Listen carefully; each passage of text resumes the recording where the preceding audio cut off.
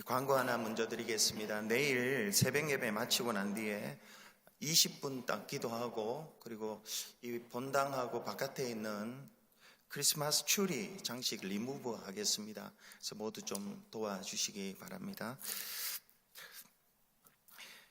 필립 얀시가 쓴 교회 나의 고민 나의 사랑이라는 책에서 다음과 같은 글이 있습니다. 나는 전에 다니던 교회에서 인간의 절박한 사정을 돌보아주는 작지만 감동적인 모습을 보았다. 그것은 진정한 사랑의 공동체만이 보여줄 수 있는 모습이었다. 주택가의 그 작은 교회는 특별한 게 없었다. 예배도 별반 활력적이지 못했고 목사님의 설교도 그만저만한 정도였다. 그러나 한 사람, 데보라 베이츠에게만은 교회가 응급실의 기능을 충실히 수행했다. 데보라의 남편은 어느 날 갑자기 사라졌다. 그녀에게는 부양해야 할 4아이와 초라한 방 한 칸만이 짐처럼 남았다. 데보라는 버림받았다는 감정을 주스르는 것 외에도 당장 실제적인 문제들을 해결해야 했다. 천장에서는 빗물이 떨어졌고 막힌 하수구에서는 구정물이 올라왔으며 고물차는 당장이라도 주저앉을 지경이었다. 누군가 장기간 돌보아 주어야 했다. 그러자 그 작은 교회에서 약 20명이 팔을 걷어붙이고 나섰다. 그들은 돌아가며 데보라의 아기들을 돌보았고 칠을 다시 했으며 지붕과 차를 수리했다. 한 사람은 그녀를 고용해 새로운 일을 가르쳤다. 형편이 넉넉한 한 부인은 아이들의 교육비를 대겠다고 제안했다. 데보라는 적어도 5년간을 교인들이 마련해준 목발의 의지에 걸어 다녔다. 남편에게서 버림받은 데보라와 같은 여인들, 고향 인도에 두고 온 가족을 먹여 살리기 위해 월급을 보내는 고달픈 여인, 음란물을 찍어내는 인쇄소를 그만두고 다른 직장을 잡지 못해 시름 겨운 남자, 근육병에 걸려 사람들의 등에 엎여서야 성찬대 앞으로 나온 안타까운 처녀, 그리스도의 몸이 아니면 누가 이들의 눈물을 닦아줄 것인가? 여러분, 이 이야기는 그리스도의 몸인 교회가 이 세상에서 얼마나 중요한가 실제적인 사례들을 들어서 잘 알려주고 있습니다. 우리 베다니 교회도 그리스도의 몸입니다. 이런 교회, 이 작은 교회와 같이 우리 교회도 공중에 나는 새들이 와서 깃들일 수 있는 교회가 앞으로 더욱 그렇게 되기를 바랍니다. 그러기 위해서는 교회가 더욱 건강하게 성장해 가야 합니다. 크리스틴 폴이 말한 건강한 교회에 대한 명제를 우리 다시 한번 마음에 새기면 좋겠습니다. 저를 따라 한번 반복해 주시기 바랍니다. 기독교 공동체는 감사로 시작하고 약속과 진실함으로 유지되며 손대접으로 표현된다. 모든 성도들이 하나님께서 베푸신 구원의 은혜와 돌보심의 은혜에 대해서 깊이 감사하고 성도 간에는 서로 간에 작은 약속이라도 어기지 않고 서로 지키고 또 서로 진실하게 살며 외인을 향해서는 손대접을 함으로 천사를 영접할 수 있는 그런 교회가 될 때에 교회가 건강하게 유지가 됩니다. 오늘 세 번째로 진실, 다르게 말하면 진실하게 살기, 여기에 대해서 말씀을 잠시 나누겠습니다. 오늘 첫째로 교회 공동체의 첫 번째 대적이 거짓말입니다. 사도행전 2장에 불 같고 바람 같은 성령이 임했습니다. 그래서 첫 번째로 나타난 것이 교회입니다. 교회는 성령 받은 사람들이 모인 곳입니다. 그리고 2장과 3장, 4장에서는 초대교회 성도들의 삶의 모습을 우리가 엿볼 수 있습니다. 그들은 집에 모여 함께 떡을 떼고 가르침과 기도에 힘썼습니다. 그리고 수천 명을 예수님께로 인도합니다. 사도들의 설교는 담대했고 감동적이었고 수많은 표적과 기사가 뒤를 이었습니다. 그들은 필요를 따라 자신의 것을 이웃에게 나눠 주었습니다. 사도행전 이 부분을 읽고 있노라면 이런 공동체의 교인이 된다는 것이 얼마나 행복할까, 이런 상상의 나래를 펼 수가 있습니다. 그런데 갑자기 엉뚱한 한 사건이 불쑥 끼어듭니다. 사도행전 4장 끝에 보면 바나바가 자신의 재물, 자신의 소유를 다 팔아서 사도들의 발 앞에 둡니다. 이것이 4장 끝이고 5장으로 넘어오면서 한 부부가 등장합니다. 아나니아와 삽비라 부부가 등장해서 자기들도 바나바처럼 그렇게 되고 싶었던 것 같습니다. 그래서 자신의 소유를 다 팔아서 사도들 앞에 놓습니다. 하지만 아나니아는 몰래 그 값의 일부를 숨기고 일부만 발 앞에 놓습니다. 얼마 지나지 않아 아나니아가 죽습니다. 상황은 더욱 악화됩니다. 돈의 일부를 숨겼는데 동의했던 그 아내 삽비라도 죽습니다. 이유는 두 사람이 거짓말을 했기 때문입니다. 사도행전 5장 4절에 이렇게 기록되어 있습니다. 땅이 그대로 있을 때에는 네 땅이 아니며 판 후에도 네 마음대로 할 수가 없더냐. 어찌하여 이 일을 네 마음에 두었느냐. 사람에게 거짓말한 것이 아니요 하나님께로다. 이 기사의 끝에 보면 이 일로 인해서 그렇게 행복했던 교회가 하나님을 두려워하고 온 사람들이 하나님을 크게 두려워했다고 기록하고 있습니다. 여러분, 잘못의 대가치고는 너무 지나친 것 아닙니까? 베드로는 지금 이 베드로가 아나니아와 삽비라의 그 앞에 서 있습니다. 근데 베드로는 예수님을 배신했습니다. 그분과의 관계에 대해서 어린 여종, 계집종 앞에서 관계를 부인했습니다. 거짓말했습니다. 그럼에도 이 공동체의 지도자가 되었습니다. 아나니아와 삽비라의 속임수와 거짓말을 이 베드로보다 덜한 것 같은데, 그런 속임수와 거짓말이 그렇게 심각하고 잘못된 것인가요? 적어도 그들은 가진 것의 일부를 공동체와 나누었습니다. 여러분, 이 사건을 통해서 하나님이 교회 공동체에게 하시는 말씀이 있습니다.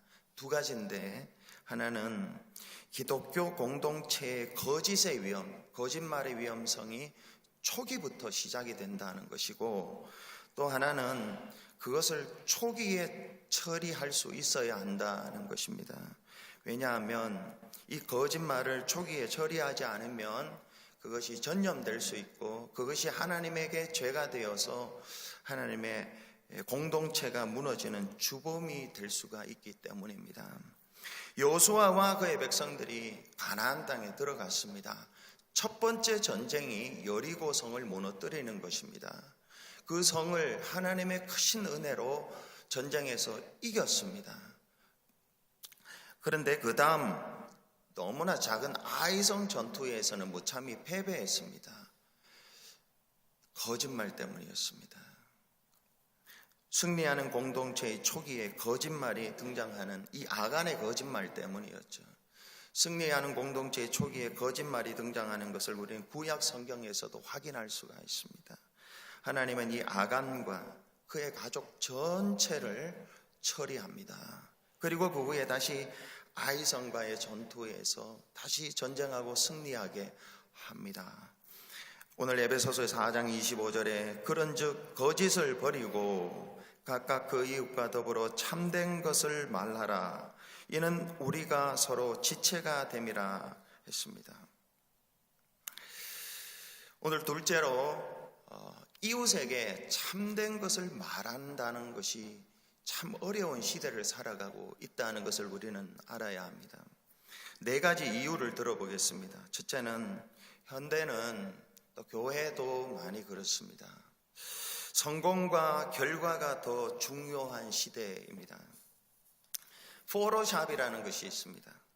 어떤 사람이 사진을 찍었는데 이 사진에서 좀 뺄 것은 빼고 더할 것은 더하고 이렇게 해서 실물보다 훨씬 더 아름답게 만들어주는 소프트웨어입니다. 그런데 요즘은 사진을 넘어서 인생까지 포토샵하는 것이 있습니다. 남에게 잘 보여 인정받고 성공하기 위해서 좋은 것만 부각시키고 나쁜 과거들은 다 숨깁니다. 적당히 거짓말을 하는 것입니다. 왜 그렇습니까? 성공이 결과가 중요한 시대이기 때문에 그렇습니다. 결과만 좋으면 사람들은 대수롭지 않은 작은 속임수나 거짓말을 사용해도 괜찮다고 눈 감아주는 시대입니다. 성공과 결과를 중시하는 시대적 풍토 때문에, 이 시대적 풍토에 젖어 있기 때문에 진실하게 사는 것이 참 힘이 듭니다. 두 번째는 진실보다 자존감이 중요한 시대입니다. 요즘 자녀 양육 철학은 아이의 자존감을 살려주는 것입니다. 그 결과 부모와 교사들은 아이의 재능이나 역량보다도 역량을 과장합니다. 그리고 자긍심을 가질 수 있도록 성과도 크게 칭찬을 해줍니다. 그런데 이런 인정의 말이 진실과 연결되어 있지 않으면 이 아이는 여러 면에서 앞으로 잘못될 가능성이 참 많습니다. 그릇된 정보를 토대로 아주 교만한 태도나 특권의식을 가질 수가 있습니다. 인정받는데 너무 지나치게 익숙하기 때문에 바른 말을 듣거나 비판하는 말을 들을 때에 벌컥벌컥 화를 냅니다. 이와 같이 상대방을 기분 좋게 하려고 건넨 말이 진실하지 않다면 그것은 사랑의 표현이 아니고 그를 교만하게 하고 무너지게 하는 것입니다. 이런 교육 풍토가 교회에도 들어와 있습니다. 자존감을 중시하는 교육 풍토로 인해서 진실해진다는 것이 참 힘듭니다. 세 번째는 진실할 때 큰 대가를 치를 수가 있습니다. 제 친구 목사가 뉴욕에서 목회를 하고 있습니다. 한 번은 설교에서 서로 진실해야 합니다라고 설교를 했습니다. 그러자 그 설교를 듣고 어떤 한 성도가 은혜를 받았습니다. 그래서 지금까지 마음에 두었던 좀 가정에서 부끄럽고 수치스러운 이야기를 성도들과 좀 나누고 짐을 가볍게 하고 싶었던 것 같습니다. 그래서 구역 모임에서 다른 성도들에게 이야기를 했습니다. 근데 그것을 들었던 어떤 다른 성도가 그것을 위로해 주지 않고 그것을 가지고 흠집을 내고 악용했다고 합니다. 이런 것입니다. 우리가 우리의 연약함과 부족함을 믿고 이야기를 했는데, 진실하게 이야기를 공개적으로 시인했는데 어떤 사람들은 그것을 가지고 악용할 수 있다는 것입니다. 흠을 들추어낼 수 있습니다. 나쁘게 사용할 수 있습니다. 진실할 때 이런 대가를 한두 번 치르다 보면은 참 진실해야 하는가, 과거를 믿고 저 사람에게 말할 수 있는가, 참 진실하기가 어렵습니다. 넷째로는 힘의 격차가 존재할 때 진실하기가 어렵습니다. 힘 있는 사람은 자신에 대한 반대 의견이나 예언자적인 목소리를 침묵시키기 위해서 힘과 권력을 사용할 수가 있습니다. 개인이나 단체가 다른 사람들의 생계나 재임 기간이나 미래에 상당한 영향력을 행사할 수 있는 어떤 이런 위계의 상황에 있을 때에 힘이 없고 권력 없는 사람들은 진실을 말한다는 것이 상당히 어렵습니다. 그래서 예일대학교 볼프라는 신학자는 진실을 알기 위해 우리는 권력을 바르게 사용해야 한다, 이런 말을 했습니다. 여러분, 진실하게 살아야 하는데 진실하게 산다는 것이 이외에도 여러 가지 진실하게 살지 못하게 만드는 이유들이 많이 있습니다. 그럼에도 불구하고 저와 여러분은 이 땅에서 사는 동안에 진실한 사람으로 살아가도록 하나님의 부르심을 받았습니다. 오늘 세 번째로 진실한 삶을 살기 위한 4가지 조언을 드리겠습니다. 첫째는 기도해야 합니다. 기도해서 하나님의 도움을 받고 진실하게 살 수 있어야 합니다.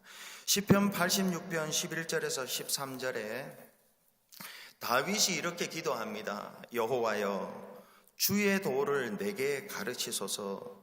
내가 주의 진리에 행하오리니 일심으로 주의 이름을 경외하게 하소서. 주 나의 하나님이여, 내가 전심으로 주를 찬송하고 영원토록 주의 이름에 영광을 돌리오리니 이는 내게 향하신 주의 인자하심이 크사 내 영혼을 깊은 수월에서 건지셨음이니이다.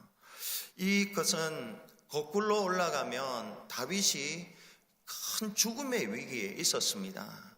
하나님의 은혜로 그 수월에서 건짐을 받았습니다. 그래서 그는 전심으로 일심으로 이제는 하나님이 가르쳐 주시는 진리를 진실하게 살겠습니다 하는 기도입니다. 하나님으로부터 구원받은 은혜가 있다면, 정말로 하나님으로부터 구원받은 은혜를 안다면 어떻게 사는 것이 마땅한가? 다윗과 같이 주님 진리를 이제는 가르쳐 주십시오. 일심으로 전심으로 진리대로 살겠습니다 하는 마음의 작정과 그리고 기도를 하나님 앞에 드리는 것이 마땅하지 않는가 합니다. 두 번째는 신실함을 연습하고 실천하는 것입니다. 퀘이커 교도들이 있죠. 필라델피아도 있고 미국 전역에 있습니다. 너무 작은 공동체입니다. 근데 그들은 건강하게 지금 미국 곳곳에서도 존재하고 있습니다. 근데 그들은 그 작은 공동체를 건강하게 유지하기 위해서 꼭 필요한 덕목이 무엇인가? 그것이 서로 간에 진실하는 것이다 라고 깨닫고 진실을 실천하는 4가지 방법을 후손들에게 가르쳤다고 합니다. 그 첫째는 다른 사람들의 말에 담긴 진실을 들으라. 두 번째는 당신이 이해한 진실을 온정과 친절과 사랑으로서 말하라. 셋째, 가십, 소문 퍼뜨리기, 비밀 누설, 타인의 비방을 피하라. 넷째는 거짓 강요, 독설의 유혹에 대항하라입니다. 주목할 것은 상대방의 말을 듣는 것입니다. 그 말 속에 진실을 들을 수 있어야 됩니다. 그리고 우리가 말을 그 다음에 하는 것입니다. 진실을 온정과 친정과 사랑으로 말할 수 있는 것입니다. 그리고 가십과 나쁜 말들은 피하는 것이고 내 안에서 독설을 퍼붓고 싶은 것을 멈추는 것입니다. 이렇게 해서 퀘이커 교도들은 그들 나름대로 건강한 공동체를 형성해 가고 있습니다. 셋째는 분별의 중요성을 인식하는 것입니다. 에베소서 4장 14절과 15절에 이렇게 바울이 에베소 교인들에게 교훈하고 있습니다. 이는 우리가 이제부터 어린아이가 되지 아니하여 사람의 속임수와 간사한 유혹에 빠져 온갖 교훈의 풍조에 요동하지 않게 하려 함이라. 오직 사랑 안에서 참된 것을 하여 범사에 그에게까지 자랄지라. 그는 머리니 곧 그리스도라. 거짓과 속임수에 빠지지 않고 사랑 안에서 참된 것을 하여 했습니다. 여기서 하여는 말하여라고도 바꿀 수 있다고 합니다. 오직 사랑 안에서 참된 것을 말하는 것. 그러니까 참된 것을 말할 때에 사랑으로 말한다라는 것이죠. 사랑 안에서 참된 것을 말하기 위해서는 분별력이 필요합니다. 2가지 분별력이 필요한데요. 먼저는 진실해지는 것과 모든 것을 다 말한다는 것이 다르다는 것을 분별할 수 있어야 합니다. 우리는 아이들에게 말을 다 할 수가 없습니다. 왜냐하면 그들의 인식력이 떨어지고 이해력이 부족하기 때문에 그렇습니다. 그렇지만은 아이들에게 진실하고자 노력하지요. 예수님도 제자들에게 그렇게 하셨습니다. 요한복음 16장 12절과 13절에 내가 아직도 너희에게 이를 것이 많으나 지금은 너희가 감당하지 못하리라. 그러나 진리의 성령이 오시면 그가 너희를 모든 진리 가운데로 인도하시리니 그가 스스로 말하지 않고 오직 들은 것을 말하며 장래일을 너희에게 알리시리라. 예수님이 제자들을 데리고 다니실 때에 다 말해주지 않았지만은 진실했습니다. 다 말해주지 않았던 이유는 그들의 이해력이 떨어지기 때문에, 인식력이 부족했기 때문에 그렇습니다. 이것을 나머지는 성령이 오셔서 성령이 자기 말을 한 것이 아닙니다. 예수님의 말을 남겨둔 그 말을 그들에게 알려준 것입니다. 분별력이라는 것은 이런 것입니다. 진실해야 하지만은 모든 말을 다 하는 것은 아니다라는 것입니다. 두 번째는 사랑 안에서 진실을 말하기 위해서는 우리가 말해야 할 때를 분별할 수가 있어야 합니다. 당분간 참아야 할 것인가 아니면 지금 당장 말을 해야 할 것인가, 이것을 분별할 수 있어야 합니다. 마지막으로 네 번째, 진실하게 살기 위해서 구속적인 관점에서 서로 간의 갈등의 문제를 해결하는 노력이 필요합니다. 교회 공동체를 이루는 우리는 우리가 다른 사람에게 죄를 지을 가능성이 있고 다른 사람들도 저와 여러분에게 죄를 지을 가능성이 있다는 것을 이해하는 것입니다. 또한 우리가 다른 사람들의 죄를 용서할 수 있는 가능성도 있고 다른 사람들도 우리가 지은 죄를 용서할 가능성도 있다. 이것이 구속적 관점에서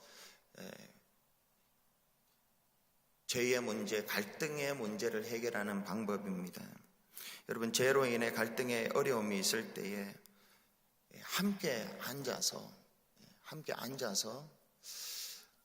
얼굴을 보지 않는 것이 아니라 용기 내어서 함께 앉아가지고 이야기를 통해서 무엇이 문제인지를 진실하게 말하며 풀어가는 것입니다.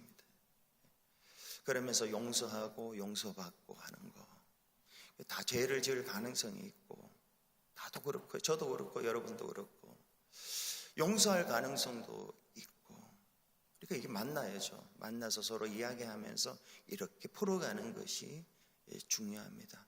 진실하게 말할 때에 진실하게 말하는 것을 잘 들어주고 또 진실하게 말해주고 나쁜 소리들은 막고, 이렇게 할 때에 그 공동체가 건강하게 성장해 갈 것입니다. 기도하겠습니다. 하나님,